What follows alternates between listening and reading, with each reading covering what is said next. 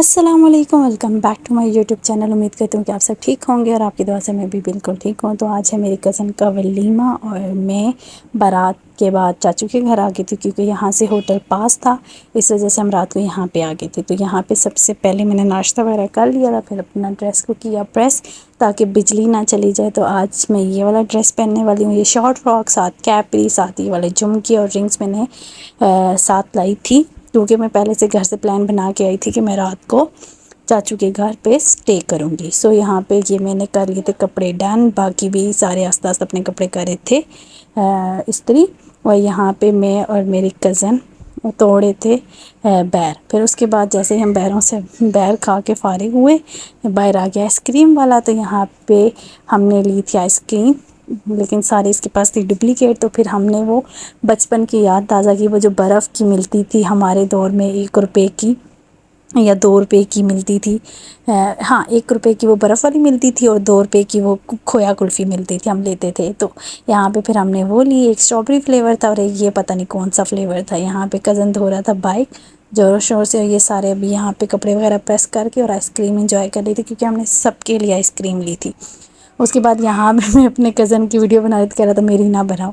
सो किसी ने भी मेहंदी नहीं लगाई थी, क्योंकि हम सारे कज़न के ने मेहंदी नहीं की थी। इस वजह से मेहंदी पे कोई गट्ठा नहीं हो, हम सारे कज़न से इकट्ठे नहीं हो सके। तो बारात पे हम वहाँ चले गए थे डायरेक्ट होटल में, और इवनिंग अब वलीमे की जो ये सुबह है, हम चाचू के घर पे सब लगा रहे थे मेहंदी।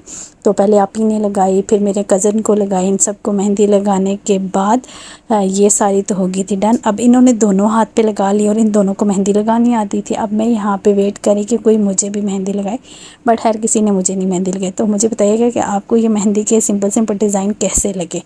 सो यहाँ पे मेरा कज़न मुझे कहता है, ये नहीं तुम्हें लगाती तो तुम्हें मैं मेहंदी लगाता हूँ। तो यहाँ पे ये मुझे मेरी फूफो का बेटा मेहंदी लगा रहा था।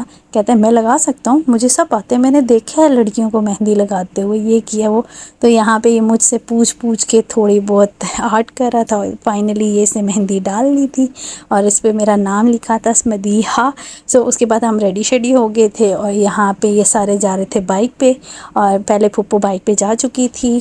तो पीछे हम कार वाले रह गए थे और हम इतने ज़्यादा लेट थे, और बाबा की कॉल्स आ रही थी, क्योंकि बाबा बहुत पहले चले गए थे। बाबा की कॉल्स आ गई थी, यहाँ पे मर्दों का खाना खुल गया। फिर मेरे चाचू ने वो गाड़ी की स्पीड लगाई ना, बहुत मज़ा हुआ। खैर जब हम जा रहे थे तो वहाँ पे खाना भी ओपन हो गया था मर्दों वाली साइड पे, क्योंकि मर्दों का पहले होता है और गर्ल्स औरतों का बाद में।